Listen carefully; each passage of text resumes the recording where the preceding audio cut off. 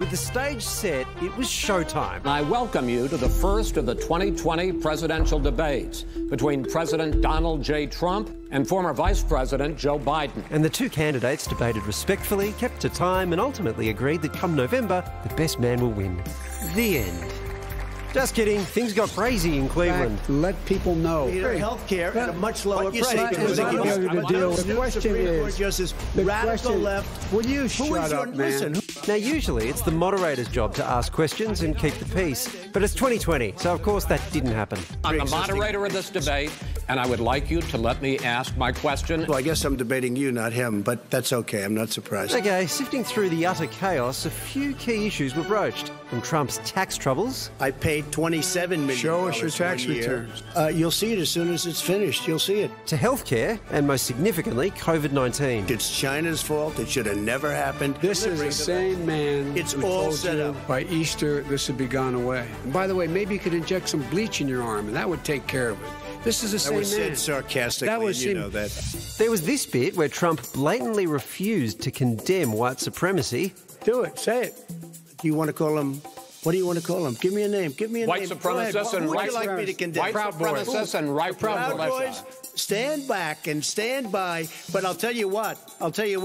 Somebody's got to do something about Antifa and the left, because this is not a right-wing problem. And somewhere in between the squabbling was the economy, law and order, the Supreme Court, and the integrity of the election.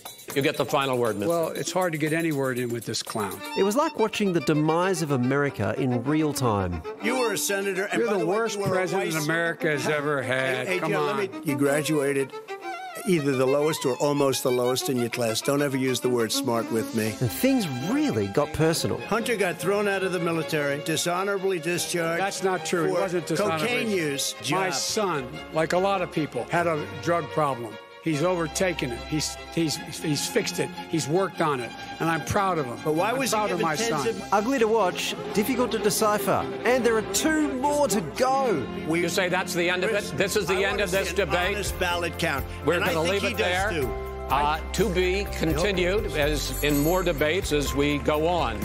That was a hot mess inside a dumpster fire, inside a train wreck. That was a shit show. Well, Steve Clemens, editor-at-large of The Hill, has been knee-deep in the debate today, poor thing, and he joins us now. Steve, first of all, condolences on the demise of your country. What are you going to do? Yeah, we've all watched too many Netflix series. We're out of entertainment, and so we're creating new forms of entertainment. Thank you. It is entertaining when it's not your own country, so we appreciate that. But Trump has tweeted this image of Biden and Wallace this afternoon. How do you think he's taken the first debate? Well, I think Donald Trump has shown tonight that there was not very much presidential about these presidential debates. And, there was nothing respectful, between any of these folks tonight. And he certainly, Trump certainly wasn't respectful of Biden and Chris Wallace, the moderator. Well, there's been a lot of opinion online about Chris Wallace's approach and whether he was too firm or not firm enough. What was your take? Look, I think he laid out the rules. He tried to enforce them. He interrupted Trump a lot of times as Trump kept interrupting and bulldozing everyone.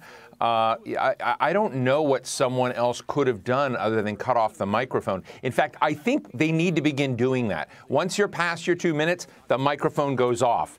But without that power, Donald Trump was not going to respect anything Chris Wallace did. So I'm not one who blames him for what was just really outrageously, ridiculous behavior from the president tonight. A lot's been made of Donald Trump's performance in it, but let's talk about Joe Biden for a moment, because I think a lot of people were waiting to see whether or not he would falter under the heat of the debate. Do you think he did?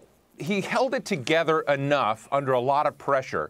There are some answers I thought he was incomplete. He talked a little bit about how endangered the Affordable Care Act would be, sort of the Obama care health plan. But, the reason the Supreme Court matters to most people and the death of Ruth Bader Ginsburg is what she did for women's rights, what this means for abortion rights, what this means for LGBTQ rights, what this means for voting rights and civil rights in America. He didn't raise those issues, and I think that was a big failing. Speaking of not giving answers, how problematic is it that Trump refused to denounce white supremacy? I think Donald Trump lost independence tonight. in that move. And it's very interesting because, you know, we know he's got about 40% of the electorate. You can't win with 40% of the electorate. You've got to win by appealing to independents who are sitting on the sidelines and don't know which way to go.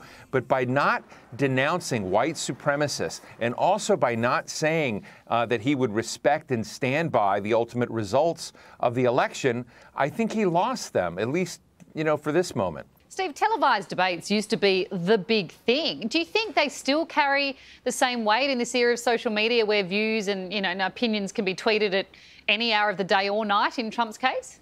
You know, I don't know. It's a really interesting question. I think with younger voters, debates don't matter that much. And as you said, we have a kind of ongoing, you know, entertainment zone with social media on everything these two candidates are doing. But generationally, it does matter. The most dependable voters in America are those over 50 years of old, both men and women, but particularly women. And they do watch these debates. And those, as I just said, those independent voters watch these debates and they do matter to them. So I think we're still in a phase where they matter just enough to make it worthwhile to have them, even despite what we saw last night.